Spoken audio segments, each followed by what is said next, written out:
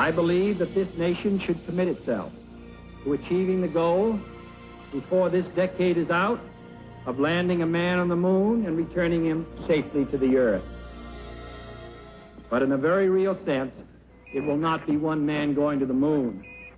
We make this judgment affirmatively, it will be an entire nation. For all of us must work to put him there.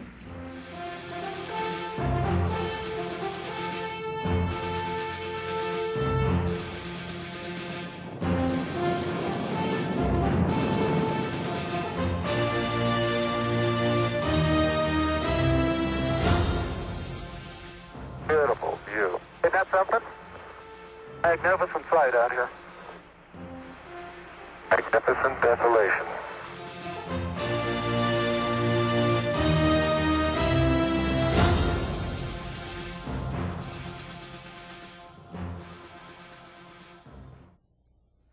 We choose to go to the moon in this decade and do the other things, not because they are easy, but because they are hard. President Kennedy's challenge to America, to send a man to the moon and return him safely by the end of the 1960s, should have sounded premature. It was a bold proposal for a country that had only 15 minutes of manned spaceflight experience. Someone else had experience, however, the Soviet Union, and that made all the difference. It was the early 1960s, at the height of the Cold War, and any Russian technological advance was dangerous to U.S. security and pride. It became a race.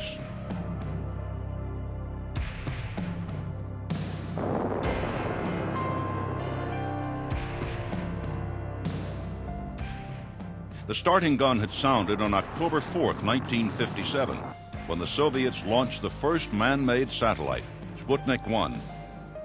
1 month later, Russia put a living being in orbit, a female dog named Laika.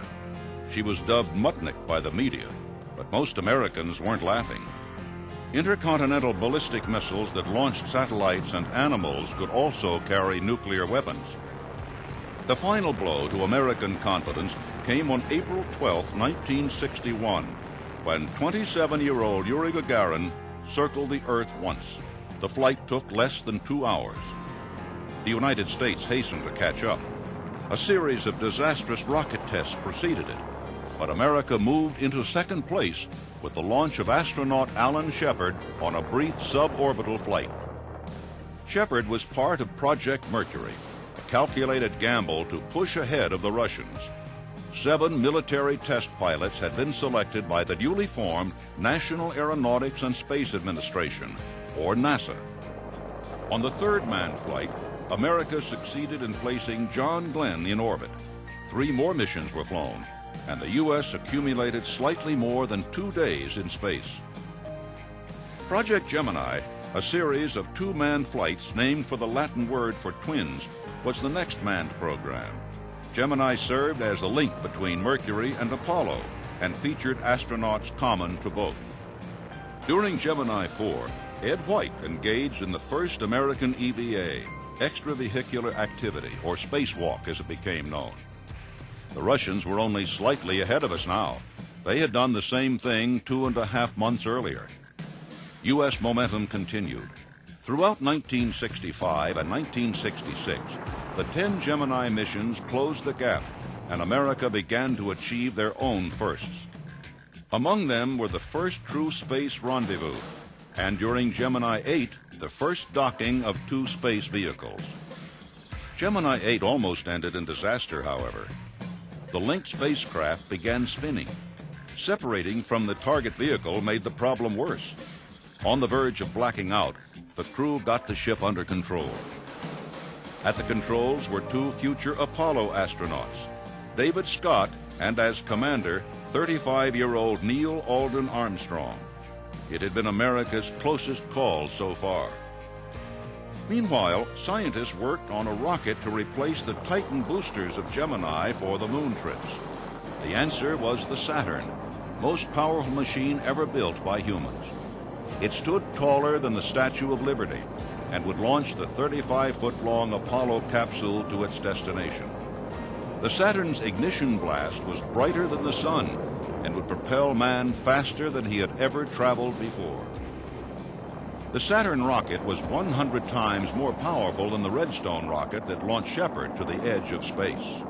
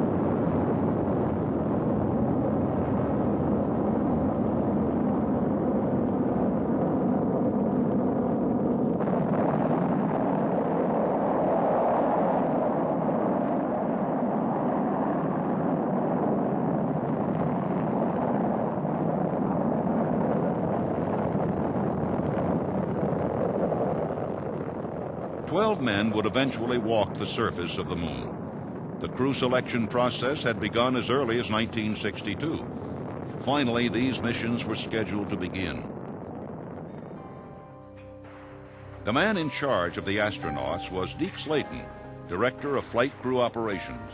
Slayton was one of the original 7 astronauts of Mercury, but had never flown. Several weeks before his launch, doctors discovered an intermittent, irregular heartbeat and grounded him. Ironically, he would now decide the lineup of each Apollo mission.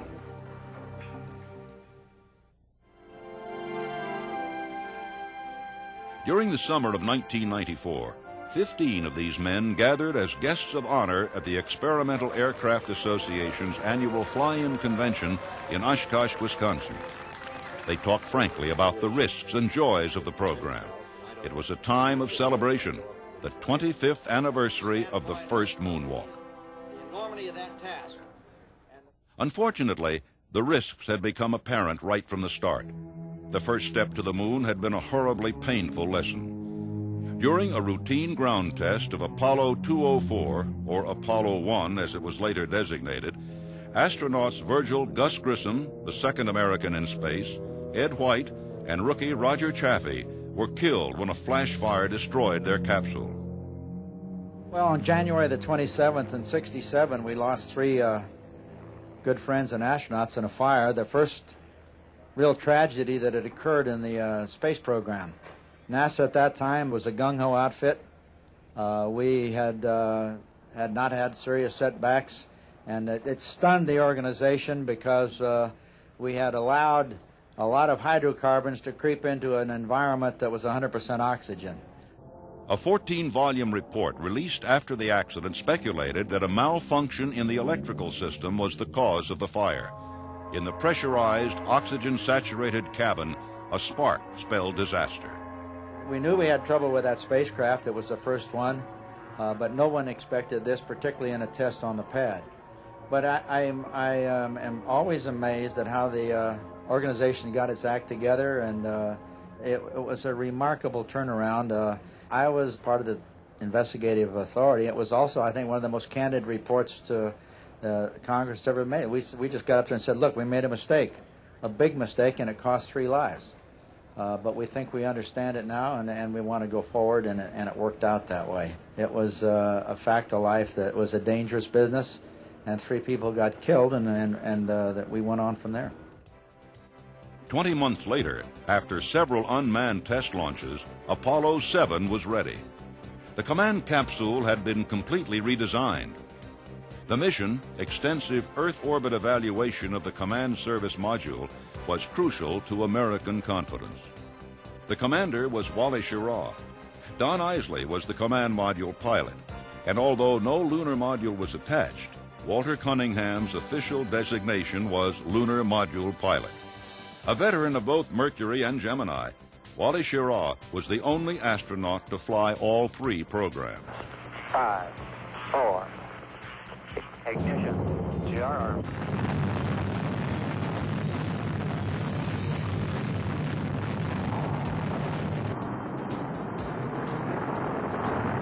In the Apollo program, Walt and Don Isley and I had to pick up after losing the 3 men on the launch pad, and it was a tough one. We had to make the spacecraft work. I had announced before the flight, not many people remember that I was leaving the space program because I had no other flight scheduled I could see in the future.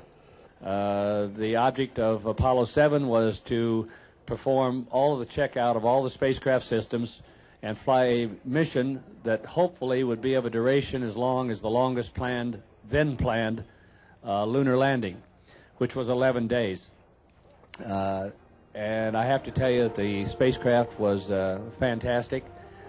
We had no real problems. It was good enough so we could commit Apollo 8 on a flight around the moon. It did go 11 days. I think to this day it's probably the most ambitious first flight of any new spacecraft, and it came through with flying colors. If Schirra harbored fears that the project would be canceled, he helped dispel them with the crew's efforts and with the pronouncement that Apollo 7 was a first-class spacemobile. Tests included 8 burns of the propulsion system. All were perfect, textbook operations. A distinctive feature introduced during Apollo 7 was live telecasts from space. These broadcasts would become important to Americans during the missions that followed. The crew received a special Emmy Award for their first practical television transmissions from space. Roger. Good morning to everyone in television land. You're looking at the right-hand portion of the main display console. In the upper left-hand portion of your view, you would see the instruments that has to do with the cryogenics that are used to power the fuel cells and provide breathing oxygen to the spacecraft.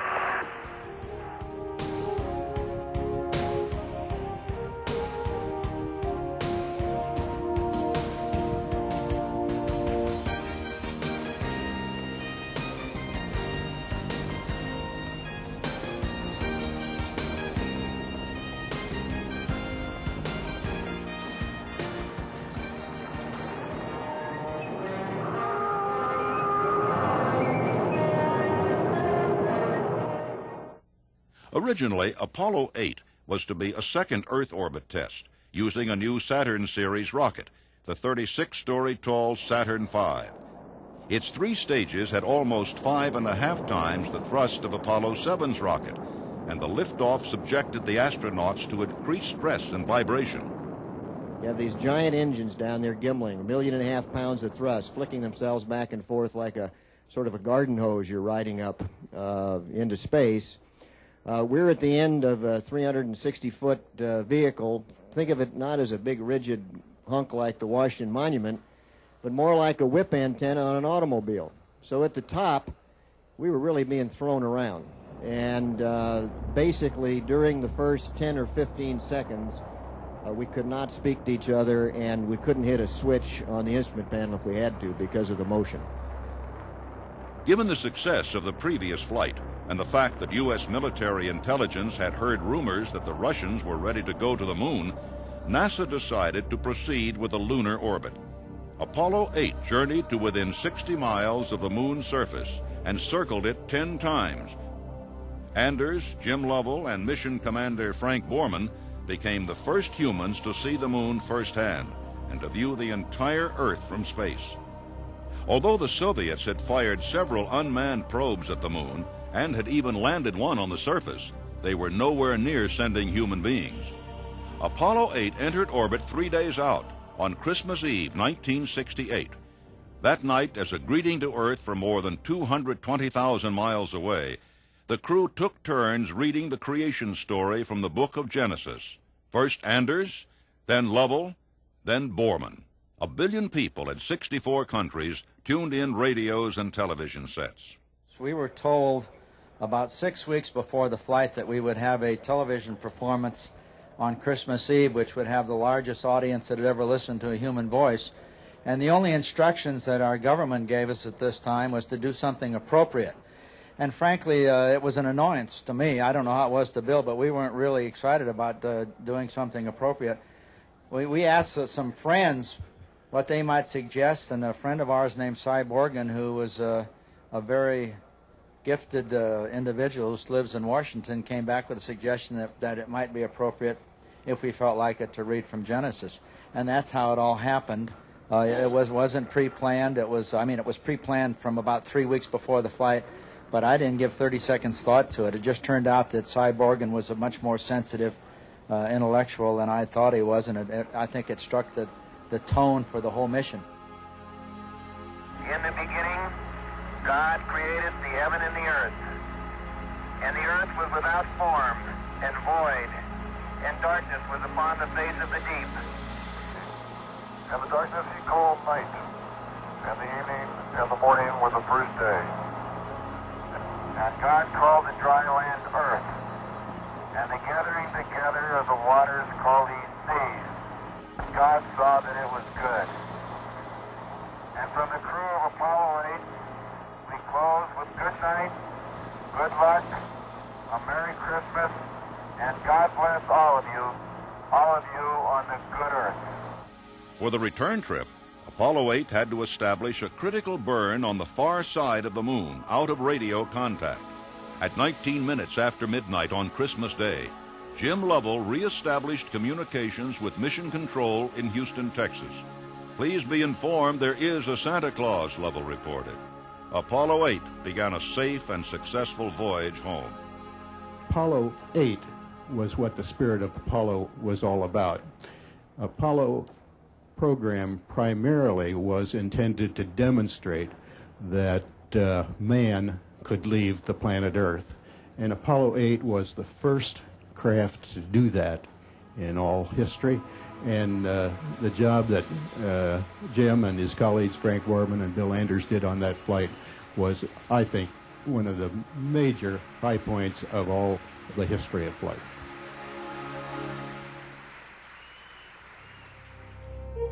At first glance, Apollo 9 may have seemed a regression, returning to an Earth orbit mission after an impressive flight around the moon.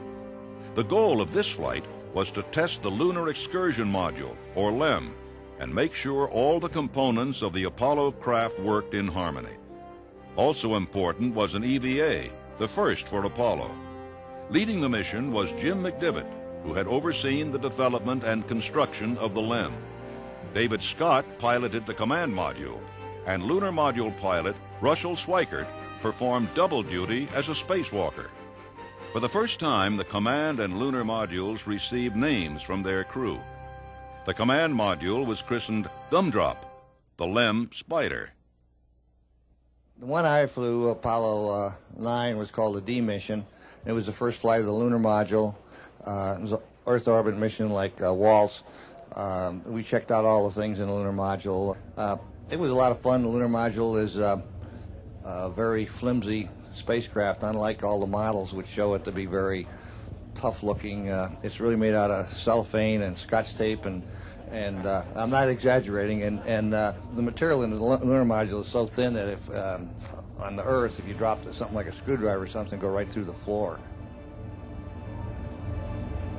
The other objective of Apollo 9 was a spacewalk, complete with a test of the lunar spacesuit and backpack. Although Schweickart experienced a touch of motion sickness prior to the EVA, the trial run went on without a hitch. Okay, Dave, come on out. Okay. I'm going to let the camera run here. Taking pictures of everybody taking pictures. Yeah, you want to retrieve the sample? Right, that's a good idea.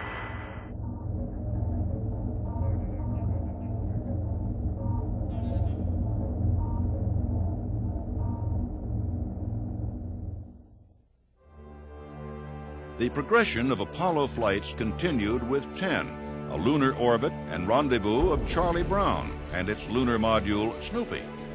Crew members Tom Stafford, John Young, and Gene Cernan scouted the moon's Sea of Tranquility, the region where Apollo 11 was scheduled to land.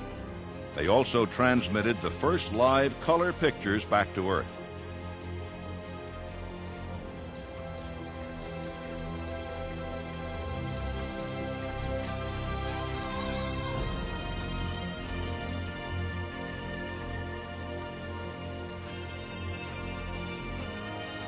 Apollo 8 had not carried a lunar module. Apollo 10 could land, but didn't. The LEM containing Cernan and Stafford came within 9 miles of the surface. The inevitable question, people say, didn't you want to keep going and didn't you want to land? Well, we knew long before we left that our mission was not to land, and just to make sure we understood that, they only half-fueled the ascent tanks. So,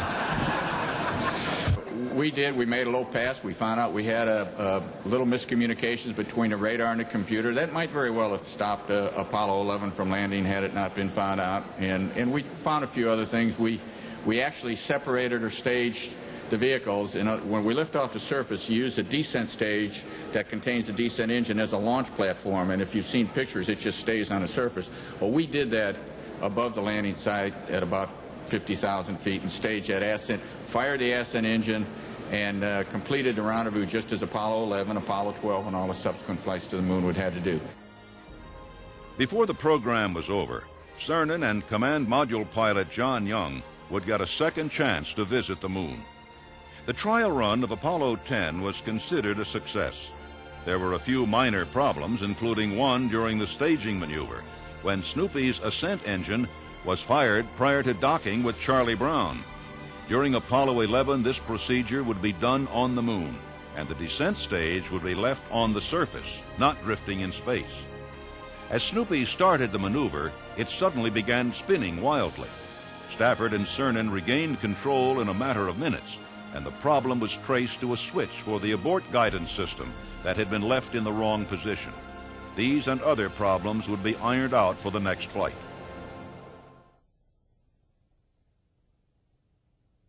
It could have been anyone instead of Neil Armstrong, Buzz Aldrin, and Michael Collins. The crew assignment process had been set up so that any astronaut could fly any mission. Had something gone wrong on the 2 shakedown cruises flown during the first half of 1969, Apollo 11 would not have reached the moon. It feels good. T-minus 25 seconds. 20 seconds and counting. T-minus 15 seconds. Guidance is internal. 12, 11, 10, 9. Ignition sequence start. 6, 5, 4, 3, 2, 1, 0. All engine running. Liftoff. We have a liftoff. 32 minutes past the hour. Liftoff on Apollo 11.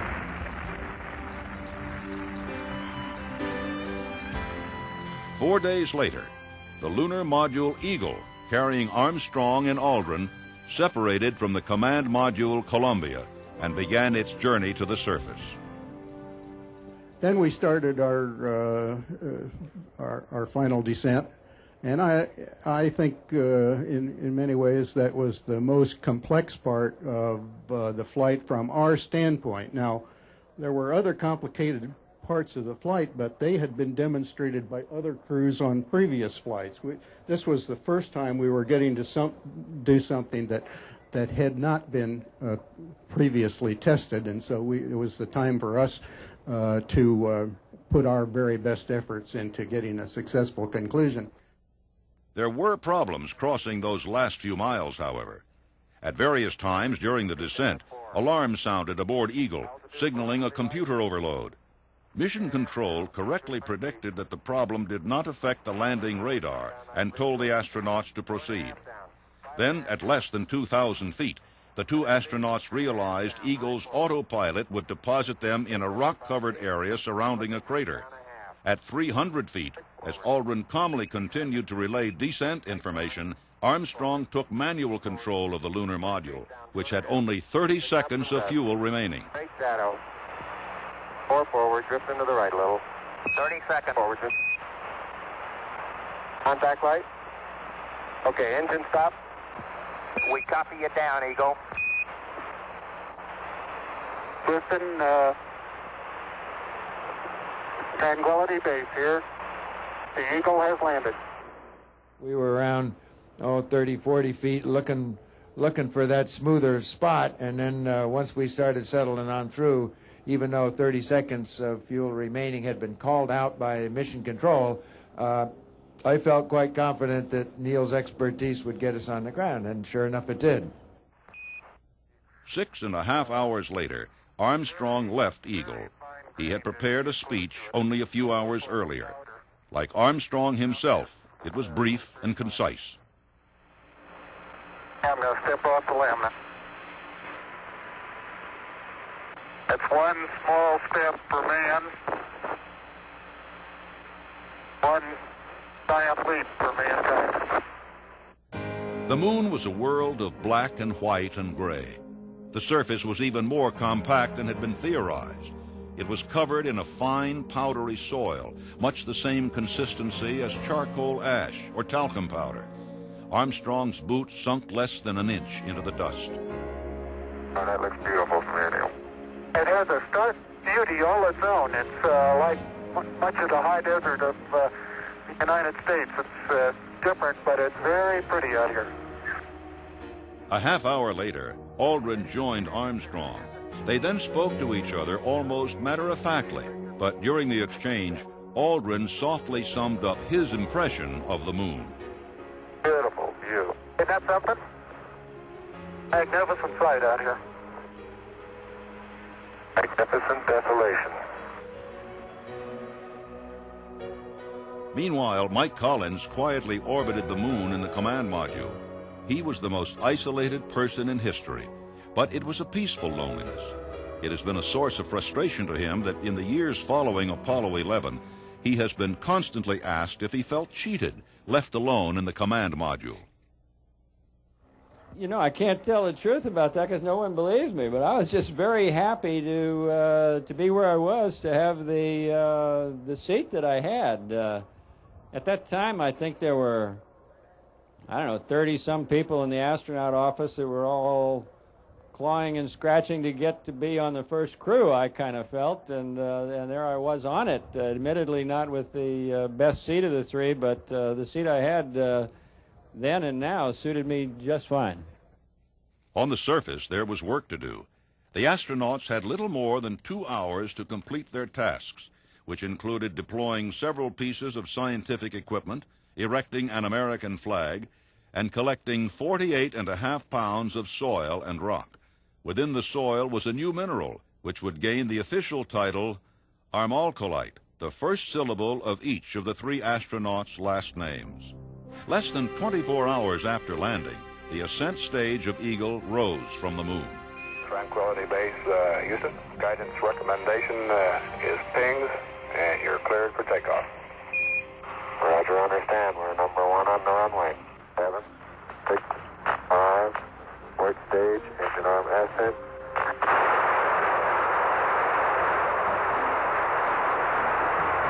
Beautiful. Very smooth. Very quiet ride.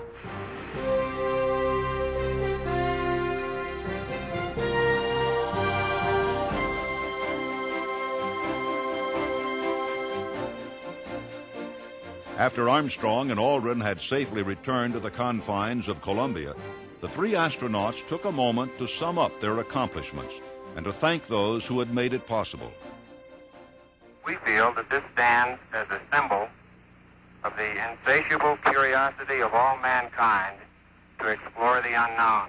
All you see is the 3 of us, but beneath the surface are thousands and thousands of others. And to those people, tonight we give a special thank you. And to all the other people that are listening and watching tonight, God bless you. Good night from Apollo 11. On a plaque attached to Eagle's descent stage, forever left behind on the surface, contained the inscription, "Here men from the planet Earth first set foot upon the moon, July 1969 AD. We came in peace for all mankind." Greetings from the leaders of 73 nations etched onto a small silicon disc also remained. Apollo 11, this is Hornet, over. Apollo 1, this is Apollo 11, reading you loud and clear. Our position 1330, 6915.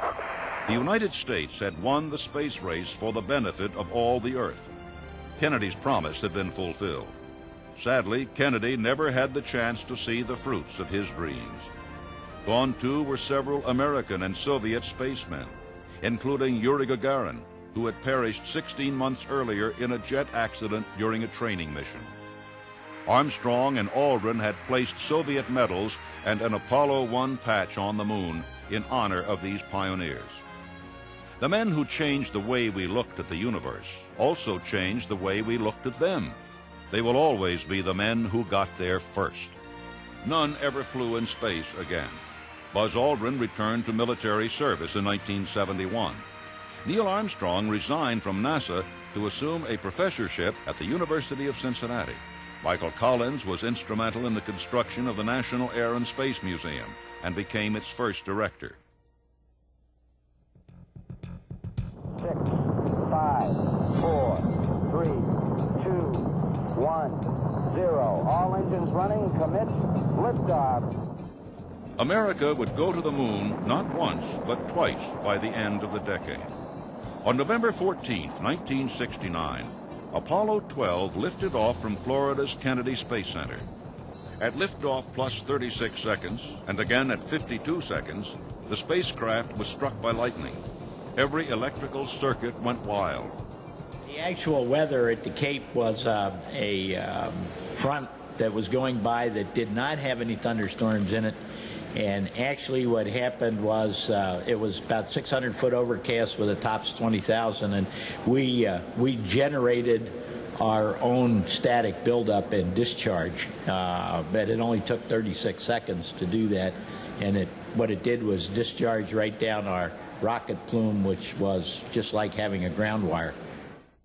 Crew members Charles Pete Conrad, Richard Gordon, and Alan Bean, with support from ground control, soon brought the spacecraft back online. Bus flight, fuel cell disconnect, AC bus overload 1 and 2, main bus A and C out.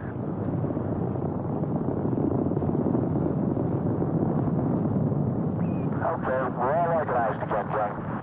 We've had a couple of cardiac arrests down here too, Pete. Other than this initial problem, the mission was a success, beginning with an accurate landing on the moon's ocean of storms, only several hundred feet away from the unmanned Surveyor 3 probe. The primary purpose of Apollo 12, in addition to landing on the moon, was to perform what we call a precision landing. We flew 240,000 miles to the moon. We landed on the rim of a crater that contained the Surveyor 3 spacecraft that had been in that crater for some 2.5 years. So 240,000 miles later, we landed on the rim of a 600-foot crater, and that's not bad Kentucky windage, I'd say. Hey, there it is. There it is. Son of a gun, right down the middle of the road. Outstanding. 42 degrees, Pete. Hey, it's started right from the center of the crater. Hey, look out there. I can't believe it. Amazing. Fantastic. 42 degrees, dude. Just keep right it in. Coming down at about 99 feet a second. You're looking good. Okay, Houston, go for landing. Over 1. Roger, Roger. 40 degrees, LTD, Pete. 40 degrees. That's so fantastic, I can't believe it. 9%, you're looking good. The Surveyor probe Apollo 12 was landing near was one of 5 such machines that had measured and mapped the moon's surface for NASA. Coming down at 4, you're looking good. 50 feet coming down. Watch for the dust. 40 coming down at 2. Looking good. Watch the dust. Coming down at 2 feet. You got plenty of gas, dude. Hang in there. 30 seconds. 18 feet coming down at 2. He's got it made. Come on in there. 24 feet. Contact light. Roger, copy contact. Pro. Yeah, pro. That's what I see sitting on the side of the crater. Real Surveyor, huh? Real Surveyor, yes, sir. Does that look neat? It can't be any further than 600 feet from here. Conrad and Bean left the lunar module Intrepid twice during their 31.5-hour stay, again to collect rock and soil samples and set up scientific equipment, including machines capable of measuring seismic activity. They also ventured twice as far from the LEM as Armstrong and Aldrin had and retrieved pieces of the Surveyor craft. On November 21st, 1 week after liftoff, Intrepid docked with Richard Gordon in the command module Yankee Clipper.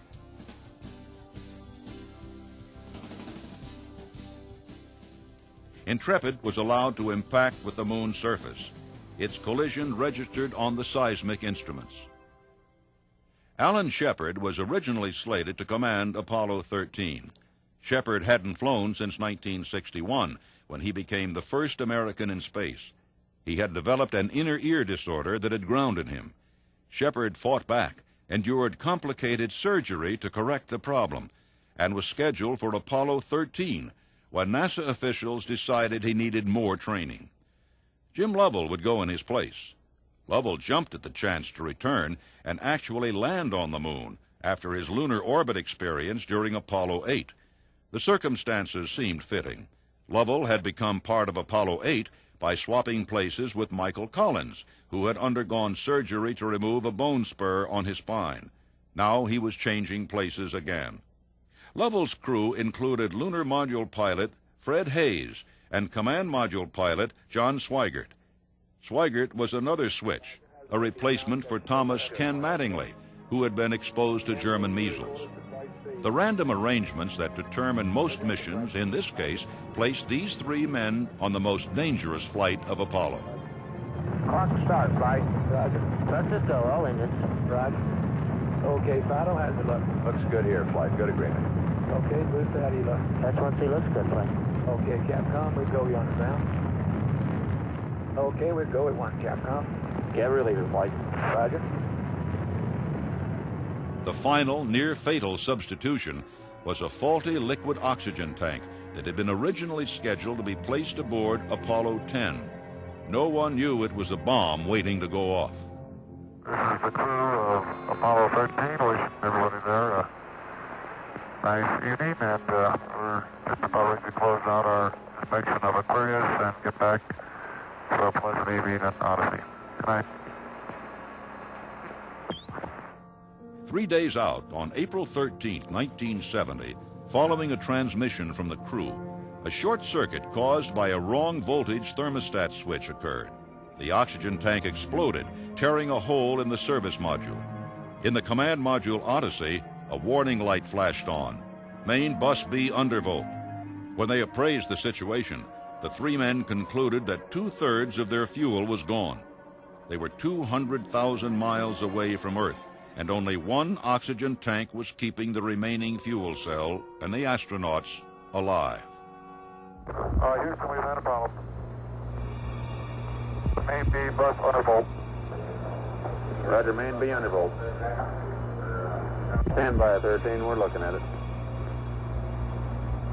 Okay, right now, Houston, the voltage is looking good.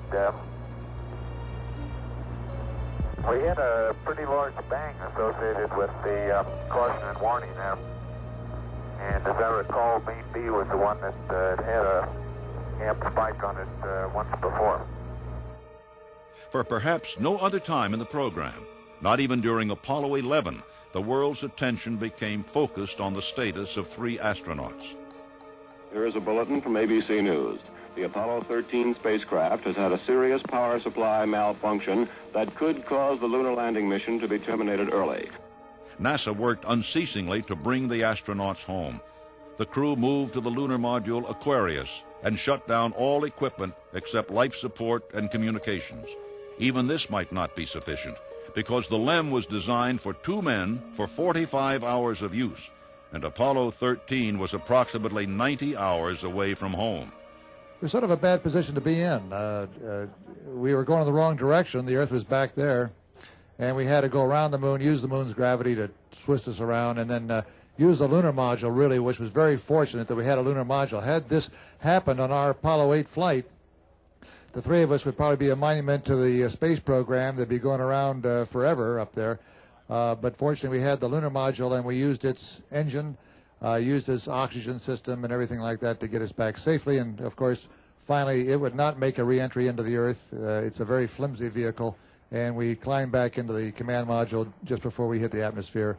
And I'm glad to be here to talk about it today. Before the ordeal was over, Lovell, Hayes, and Swigert would overcome life-threatening obstacles and nightmarish conditions. Their physical well-being was eroded by cabin temperatures that approached freezing. Increased humidity permeated both men and equipment, first with water, then ice. Much of the dehydrated food, designed to be mixed with hot water, was unusable. In addition, water itself was rationed. Hayes developed a kidney infection. Reaction time slowed as the astronauts succumbed to dehydration, fatigue, sleeplessness, and the cold. The lunar module systems could not handle the high levels of carbon dioxide produced by the astronauts. Using directions supplied from a mock-up made in Houston, the astronauts used available materials to adapt air purification units from Odyssey to function in Aquarius. This working relationship between the stranded men and the ground crew typified the around-the-clock efforts of all concerned with Apollo 13's welfare. And yet, nothing went fatally wrong. Critical burns were accomplished successfully. The command module, essential for re-entry, powered up without a hitch after lying dormant for 3 days. Before re-entry, the command module separated from the LEM, and Apollo 13's lifeboat drifted slowly away. I've got it. Okay, copy that. Farewell, Aquarius, and we thank you. 5 days and 22.9 hours after liftoff, cameras on the aircraft carrier Iwo Jima captured the most important splashdown in the history of the Apollo program. The capsule settled in the water only 3 miles from the recovery ship.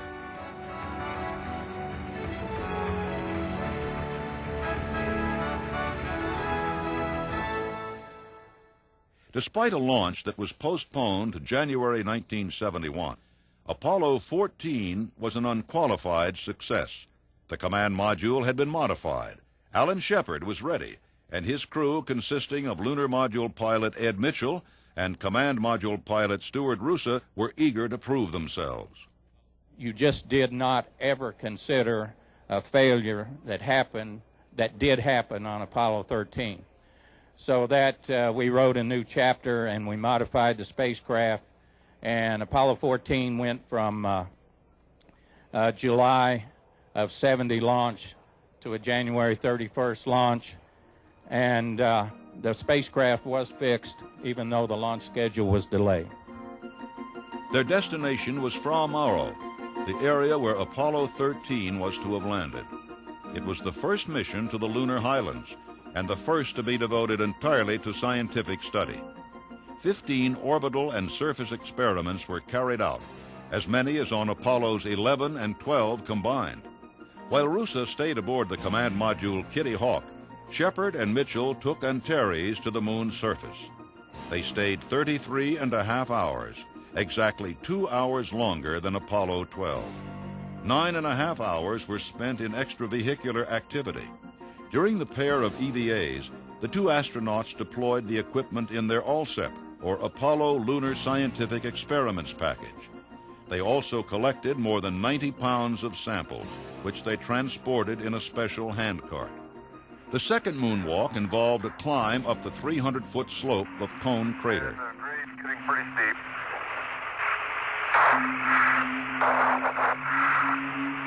Well, I tell you, we're really going to get a panorama. We got a tremendous one here, Houston, already.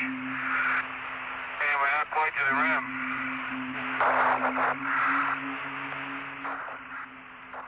Judging distances on the moon was misleading, and the astronauts were exhibiting signs of stress.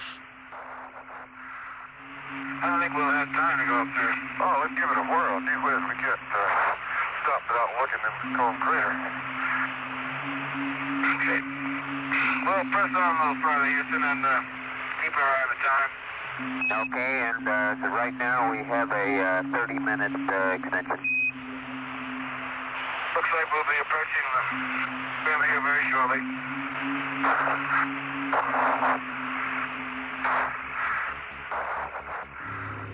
Unfortunately, Shepard's heartbeat increased to the point where it concerned mission doctors on Earth. Shepard and Mitchell were ordered back. Later, they discovered they had been only 25 yards from the top of the crater. Their disappointment was eased by the fact that they had traveled farther from the lunar module than either Apollo 11 or 12. There was still room for humor, as Shepard proved when he indulged in a game of golf using a makeshift club fitted with a real head. Drop it down. So I'm going to try a little sand trap shot here. That looked like a slice to me, Al. Miles and miles and miles. Upon returning to the Kitty Hawk, Shepard made a more serious speech, asking for world peace in light of the continuing conflict in Vietnam. None of the networks carried the transmission. It was an indication of the growing indifference with which the American people viewed their space program. It was no longer novel. That would change briefly with Apollo 15 and the introduction of the lunar rover. David Scott, who had flown on Apollo 9 and had been Neil Armstrong's partner during Gemini 8, commanded the spacecrafts Endeavour and Falcon. Jim Irwin handled the chores of lunar module pilot, and Al Worden was the command module pilot. Their liftoff came 2 years and 10 days after Apollo 11. The mission commander on my flight was Dave Scott. He'd been on Apollo 9 before.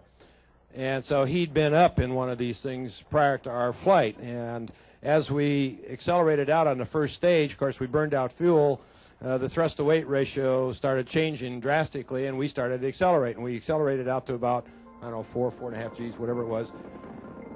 And then the main engine shut down. Well, there's a little retro rocket on the first stage that fires just before those main engines shut down. When the main engines shut down, those retro rockets are trying to pull the first stage away from the rest of it, but they're still hooked up. So you go from 4.5 Gs one way to about 0.5 G the other way, and I remember us elbows and everything into the instrument panel trying to save everything, and Jim Irwin and I sitting there saying, God, we sure didn't expect this to happen, because that's something you can't do in simulation. Looking over at Dave, and Dave said, yeah, geez, I forgot to tell you guys about that. Modifications of the lunar module greatly extended the time that could be spent on the moon. The astronauts' spacesuits were also updated. These improvements, along with the new lunar roving vehicle, allowed for extra EVA. The rover, folded and stored in the lower part of the lunar module, was an electric four-wheel drive car that allowed the astronauts to travel an area 10 times that of the previous mission. The vehicle had a top speed of 7 miles per hour and a battery capable of holding a charge for 55 miles of use.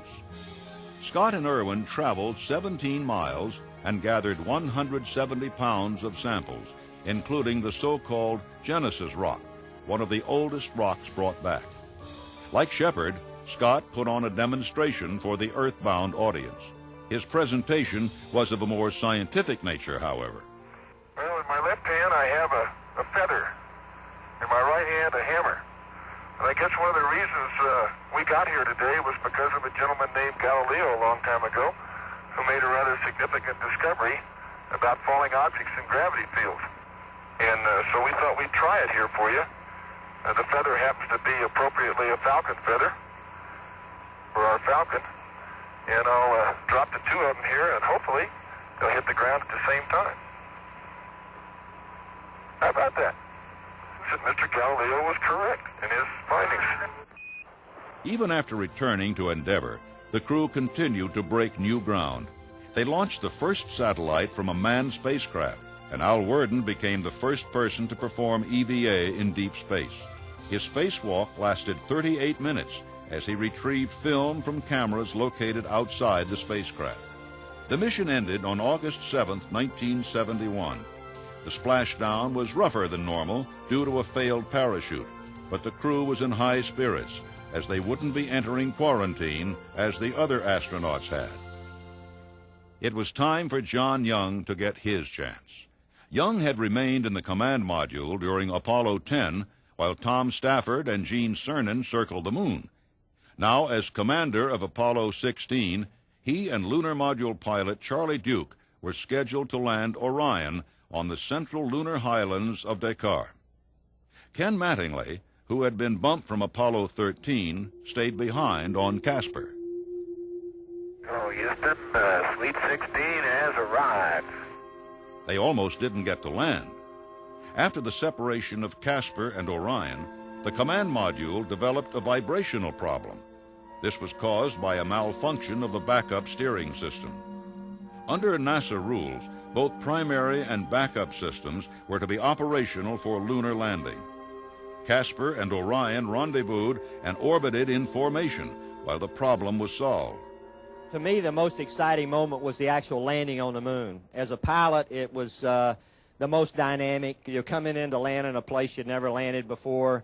You weren't really sure the slopes of the terrain and how this thing was going to handle when you got down low.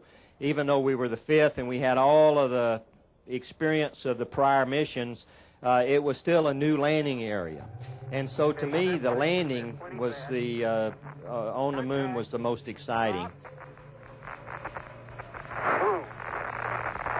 Wow! Oh, man! Oh, Ron is finally here, Houston. Fantastic! During the mission's 3 EVAs, Young and Duke set up 10 lunar surface experiments. The most important of these was the far ultraviolet camera and spectroscope.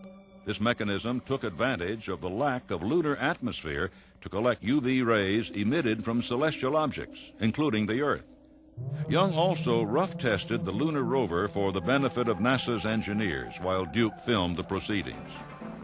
Man, you are really bouncing. Is he on the ground at all? That's 10 kilometers. Huh? He's got about 2 wheels on the ground. Okay, turn sharp. I have no desire to turn sharp. Okay, here's a Sharpie. Hey, that's great.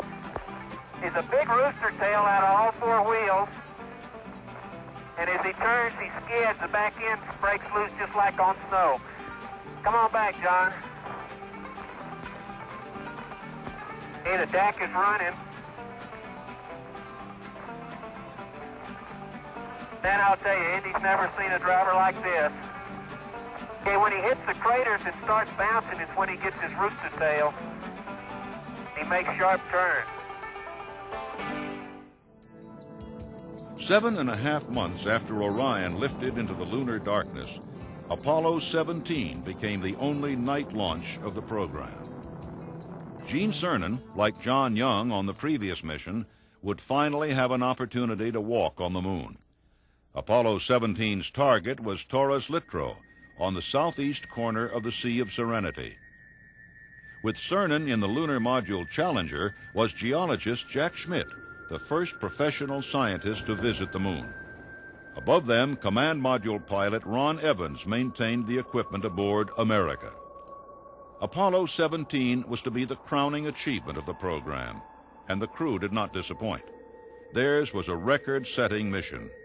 At 12 days, 13 hours, and 51 minutes, it was the longest voyage. It was the longest time spent on the surface of the moon, and the longest spent on EVAs. Cernan and Schmitt left Challenger for 3 work periods, each time for more than 7 hours. They traveled 21 miles in the 3rd lunar rover.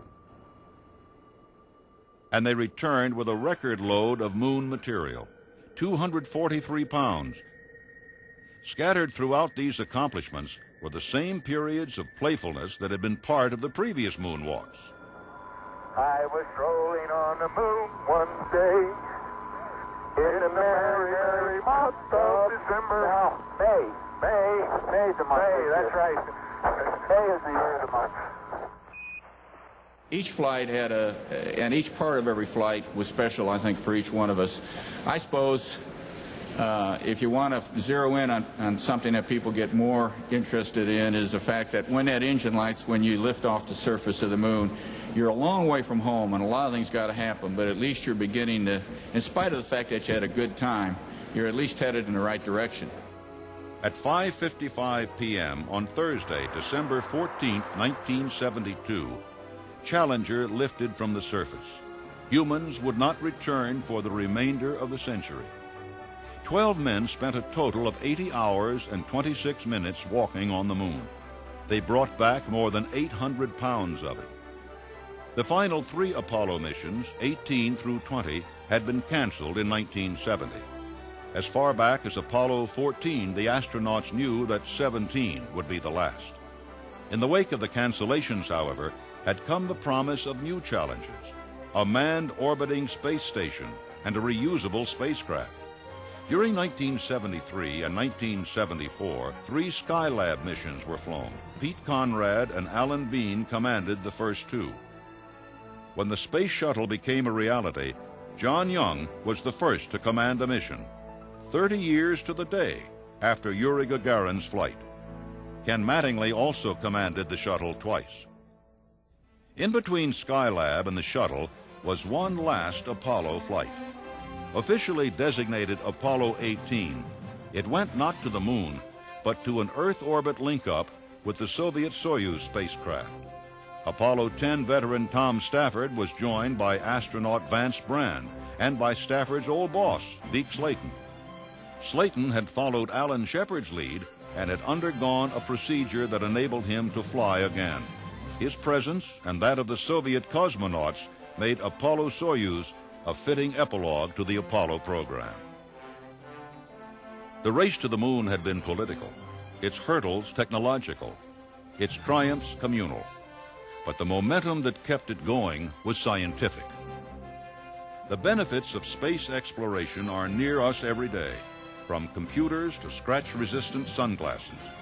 Other dividends include laser cutters, high-speed data transfer systems, improved insulation, new lubricants, robots and synthesized speech, heat-resistant paints, spun glass fiber, fireproof materials, improved solar energy systems, metallized plastic packaging, and highway crash barriers, not to mention numerous medical advances and the microelectronics in most of our home appliances.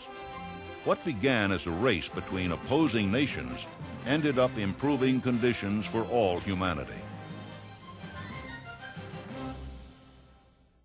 Everyone remembers Neil Armstrong's first steps on the moon and the words he spoke. Few remember the final speeches just 3.5 years later. The task of summing up the Apollo program fell to Gene Cernan as he stood on the surface of Earth's nearest neighbor. As I take man's last step from the surface, back home for some time to come, but we believe not too long into the future, I'd like to just let what I believe history will record, that America's challenge of today has forged man's destiny of tomorrow. And as we leave the moon in Taurus Littrow, we leave as we came, and God willing, as we shall return, with peace and in hope for all mankind. One, ignition. We're on our way, Houston. Checks are good. Roger, you have good thrust. 130 Houston, we're in the blind and we'll go.